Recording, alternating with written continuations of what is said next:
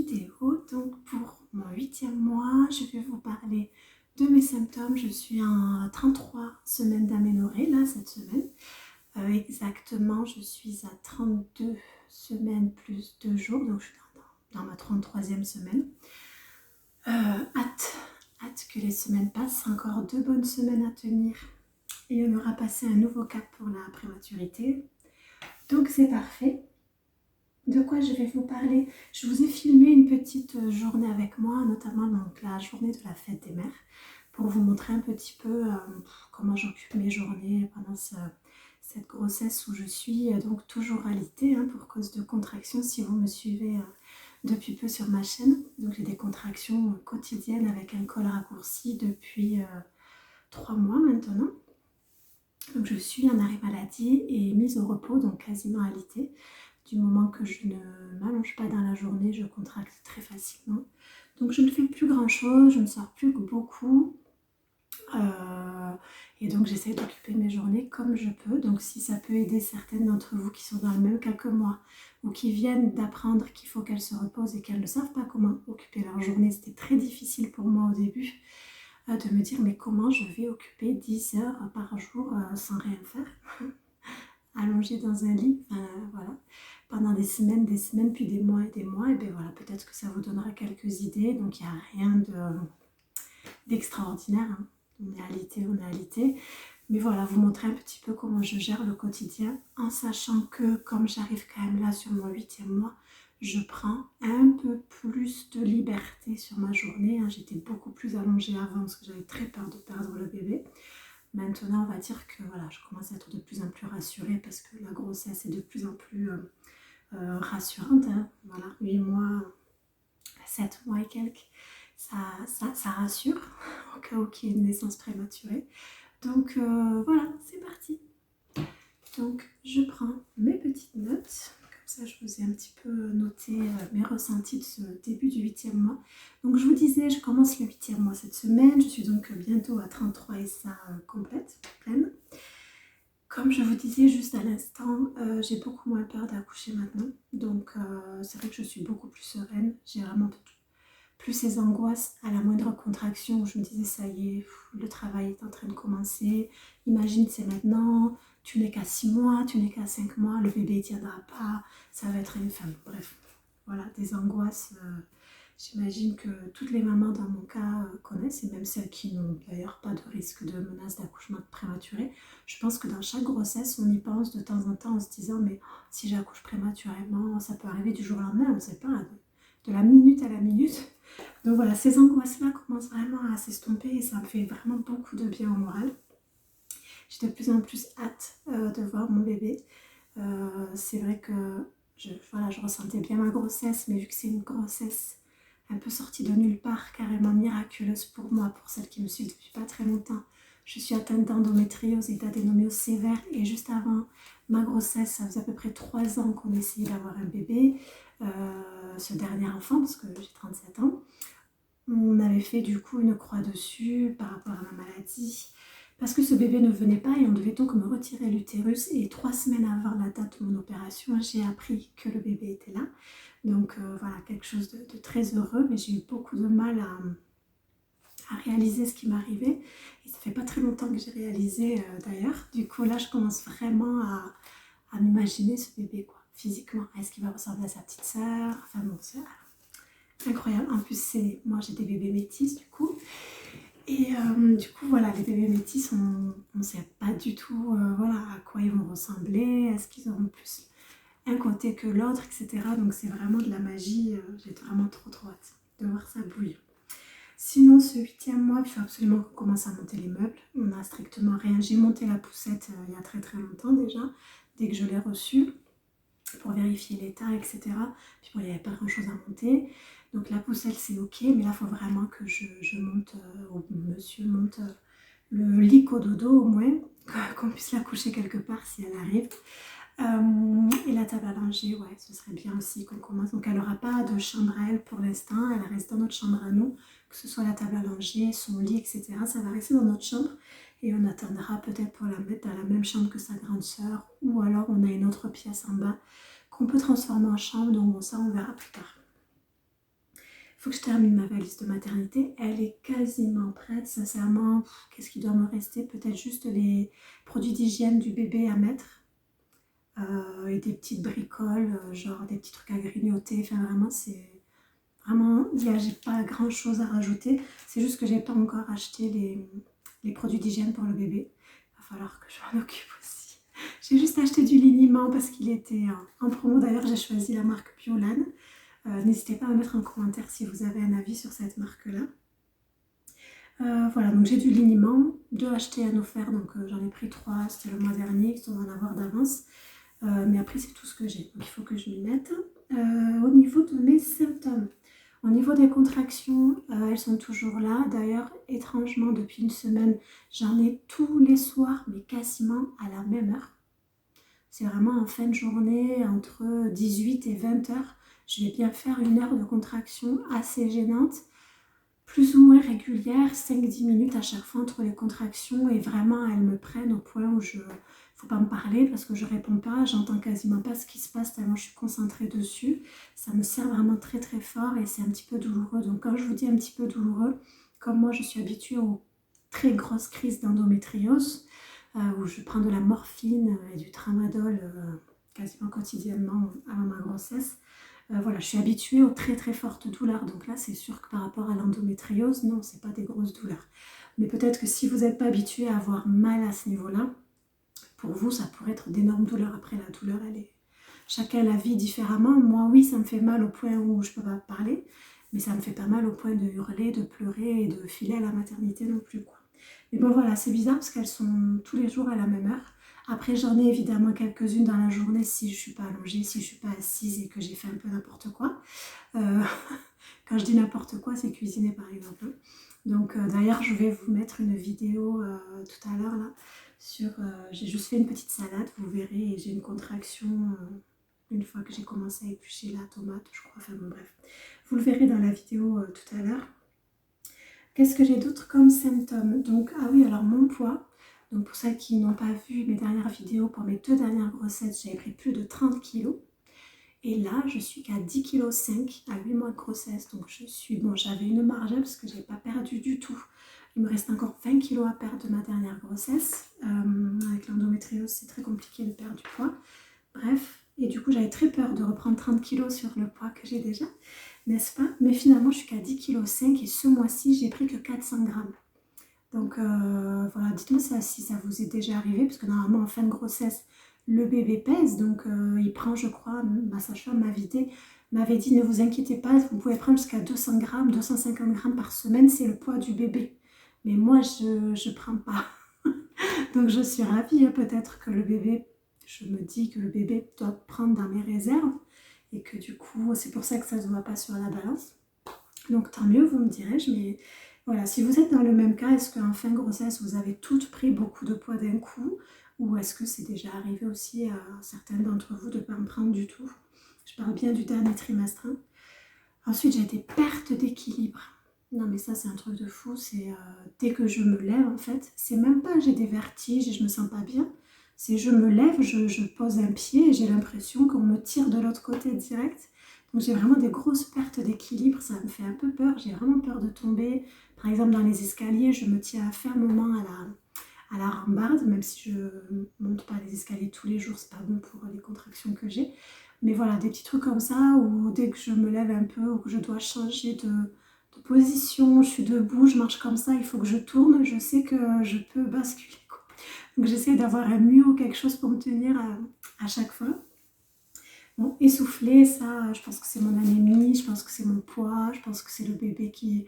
Voilà, je suis essoufflée depuis le début de ma grossesse, donc maintenant, comme vous devez l'entendre, je suis aussi essoufflée quand je parle. Avant, c'était juste quand je montais les escaliers, que je faisais un petit effort. Maintenant, c'est vraiment quand je parle aussi. Des troubles de l'humeur. Mes troubles de l'humeur sont revenus comme au premier trimestre. J'en avais plus trop, il me semble, on m'en faisait pas la réflexion plus que ça. Ouais, là j'ai des troubles de l'humeur quand même qui reviennent. Vraiment, j'ai pas beaucoup de patience. Je suis vite agacée, je suis vite énervée, je suis vite en bad mood. Enfin voilà, et apparemment ça se ressent, ce que me le dit beaucoup. Mon homme et mes filles me disent ah ça y est, maman elle est de mauvaise humeur. Je me rends pas forcément compte, mais quand je vois que tout le monde me le dit, je me dis que bon, voilà. Et apparemment, c'est assez communicatif, quoi. J'ai moins d'insomnie, je dors beaucoup mieux la nuit. D'ailleurs, je suis de nouveau très fatiguée. Comme au premier trimestre, un petit peu vraiment, j'ai des coups de fatigue dans la journée où je fais de plus en plus de siestes alors que j'ai beaucoup de mal normalement moi à faire des siestes dans la journée. Là, les siestes reviennent, donc bon, voilà. Par contre, je dors, j'ai plus d'insomnie la nuit, je dors beaucoup, mais je suis beaucoup plus fatiguée. Alors que les derniers mois, je dormais très peu la nuit et j'étais en pleine forme la journée. Enfin bon, voilà, allez comprendre. Et j'ai des maux de tête. Alors les maux de tête, là, c'est vraiment des espèces de migraines qui m'empêchent même d'ouvrir les yeux, la lumière, etc. Donc j'ai beau prendre du paracétamol, je bois du café noir. D'habitude, ça me soulage au moins parce que c'est des petits maux de tête. Mais là, vraiment, j'ai atteint des migraines qui vont durer des heures, qui ne seront soulagées par rien. Et il me faut, dès que quelqu'un me parle, ça résonne dans ma tête. Enfin, vraiment, je suis très très migraineuse là depuis une grosse semaine, voire 10 jours. Donc voilà, ça c'est pas super cool. Au niveau du bébé, je sens bien sa tête en bas. Dès qu'elle bouge un petit peu trop sa tête, c'est un peu douloureux quand même, faut l'avouer. Donc ça, je le sens bien. Et je sens bien son hoquet aussi. Donc je la sentais ces dernières semaines déjà, ces derniers mois même. Mais là, peut-être qu'elle l'a plus. Puis comme elle est plus grosse, du coup, je le sens. C'est limite même, on voit mon ventre qui suit le mouvement du hoquet. Et mon homme, l'autre fois, a carrément mis sa tête parce qu'il avait du mal à me croire. Comment ça, le hoquet? Mais comment tu peux savoir qu'elle a le hoquet? Donc je lui ai expliqué, je lui ai dit, ben, pose ta tête, peut-être que tu vas la sentir. Et en fait, il l'a senti et entendu. Il m'a dit, oui, on l'entend même en écoutant le ventre. Il a entendu qu'elle avait le hoquet et il m'a dit que ça lui faisait mal au cœur. Donc voilà, ça c'était pour où est-ce que j'en suis au niveau de ce début de 8e mois. Maintenant, je vais vous laisser avec quelques vidéos. Donc, comment commence ma routine le matin lorsque je prends mes petites vitamines?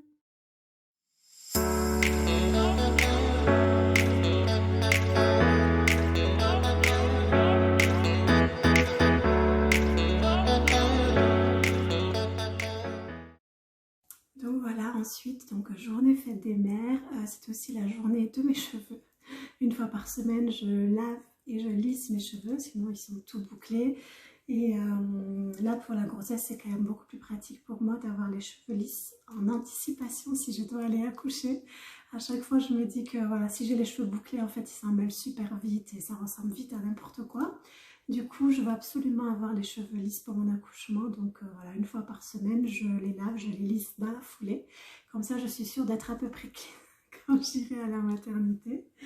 Donc voilà, je me suis lissé les cheveux et ensuite j'ai ouvert le cadeau de mon petit chat, ma petite K, qui m'a offert son premier vrai cadeau de fête des mères qu'elle a créé à l'école. Elle est en petite section. Donc là, elle s'est vraiment rendue compte de la chose. Elle m'a offert ce petit cadeau et j'étais vraiment trop contente.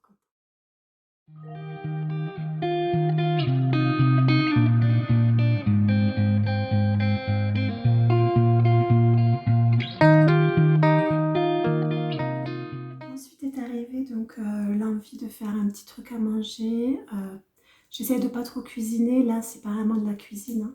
Mais voilà, d'habitude, c'est plus des trucs que je mets vite fait au four, où on fait un sandwich ou un croque, enfin bon, des petits trucs vraiment très rapides, mais voilà, pas très très équilibré. Là, j'avais vraiment envie de manger une salade, des légumes, quelque chose de frais. Il faisait assez chaud ce jour-là. Du coup, j'ai voulu faire une petite salade, sauf que je me suis emballée parce que du coup, je suis restée trop longtemps debout. J'ai voulu faire une salade grecque sans olives noires, j'en avais pas. Mais voilà, du coup, j'ai eu une contraction au bout d'un moment parce que j'ai nettoyer un peu la cuisine avant et ensuite de découper les légumes comme ça et de rester trop longtemps debout, ben, vous allez voir, j'ai eu une contraction. Donc c'était pas top, mais bon voilà, on a mangé ça accompagné d'une omelette. Je vous ai pas filmé toute la recette ni tout le repas. Si ça vous intéresse, vous me le dites et je vous ferai une journée dans mon assiette, une vidéo journée dans mon assiette si vous le souhaitez. Un jour où je mangerai pas trop dégueulasse ou peut-être même un jour où je mangerai dégueulasse, comme ça vous verrez que parfois je mange aussi vraiment dégueulasse parce que je ne peux pas cuisiner. Et en dessert, gros craquage aussi, je suis allée me prendre des petites pâtisseries pour la fête des mères pour qu'on se fasse un petit plaisir. Donc l'avantage c'est que la boulangerie, je peux me garer vraiment juste devant et que c'est à 1 minute 30 de chez moi. Donc j'ai fait 1 minute 30 de voiture, je me suis garée juste devant. Et je suis allée chercher de la pâtisserie du coup, quand j'ai filmé la pâtisserie, on avait déjà dégommé le plat, enfin la pâtisserie en question, mais bon, intéressant.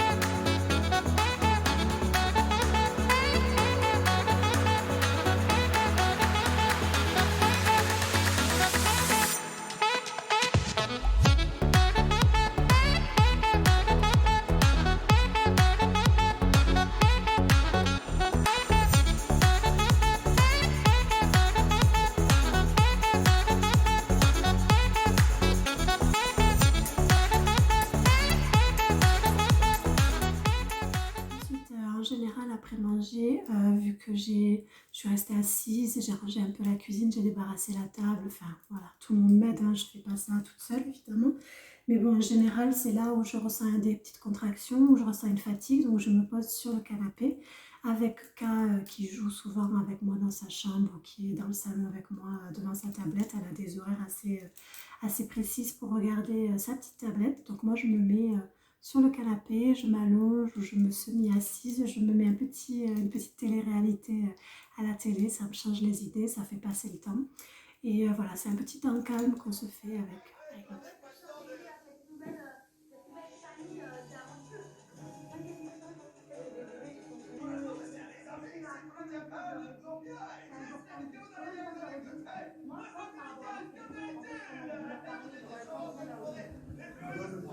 Ensuite, l'après-midi, en général, entre 14 et 15 heures, je viens ici, donc dans mon lit, histoire de bien m'allonger, souvent de faire une petite sieste parce que, comme je vous disais, je suis assez fatiguée. Mais voilà, quand j'ai des trucs à faire aussi, comme plier le linge, ce genre de choses, je le fais assise sur mon lit, c'est beaucoup plus confortable, j'évite de trop me baisser, etc. Donc voilà, donc là je vous montre un petit peu, et sauf que je ne l'ai su que au moment où je me suis installée en fait. Dans mon lit, j'ai ma grande, donc elle, qui est venue pour me faire ma petite surprise pour la fête des mères. Après avoir passé un petit moment sur le canapé, je vais aller m'allonger dans la chambre. Et voilà. Donc à voir, j'ai du linge à laver, à plier. Je me tâte aussi à essayer de voir s'il y a moyen que je commence à monter le cododo. Et puis sinon, j'ai également la valise et le sac pour la salle d'accouchement à finaliser. Donc voilà, à voir, programme de l'après-midi. Et tout ça évidemment allongé sur mon lit. Va.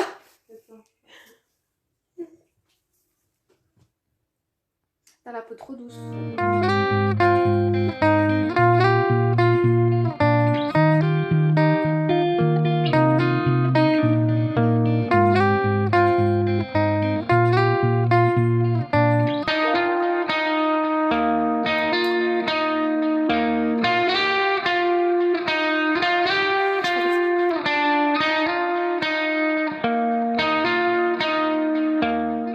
L'après-midi est assez vite passé, hein.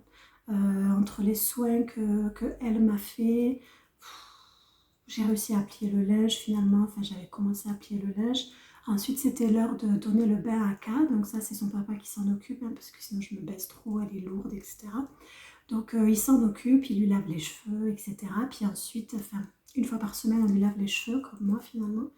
Et là c'était donc le jour de lui laver les cheveux et donc de la démêler. Donc après en fait K vient sur mon lit avec sa tablette pour que je puisse la démêler tranquille. Et comme ça, je vais vous montrer, si ça intéresse certaines, comment je prends soin des cheveux métis de ma petite puce.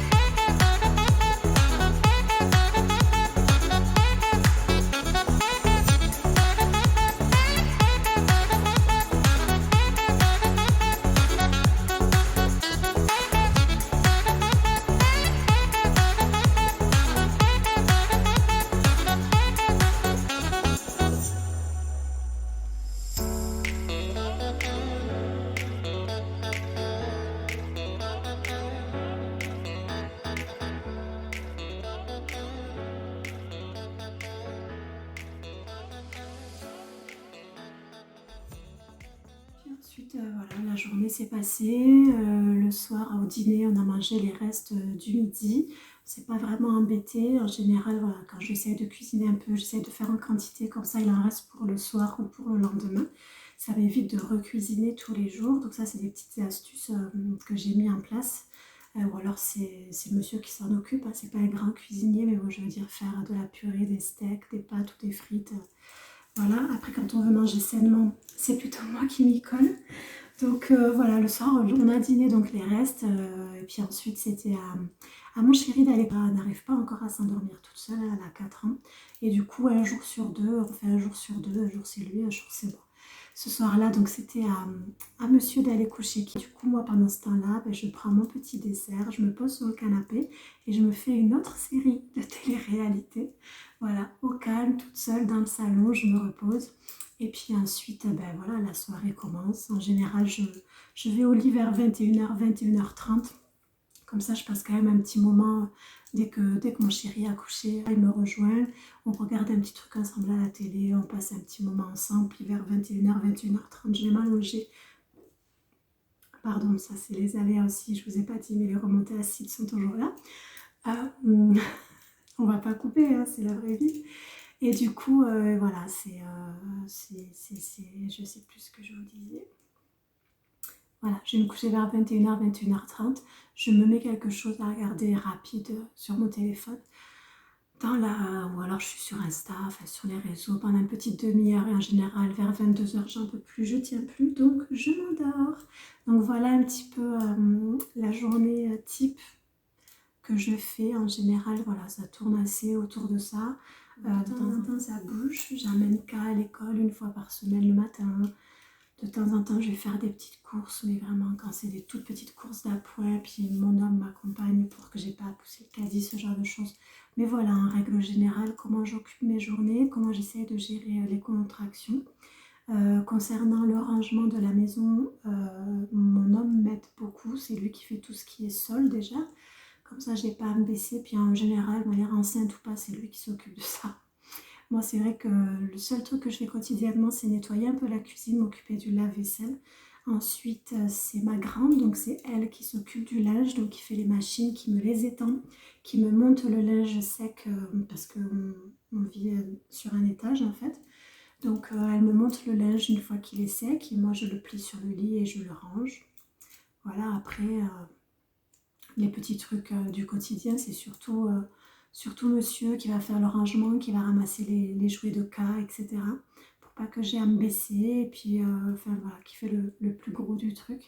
Donc voilà pour une petite journée avec moi et ma grossesse alitée.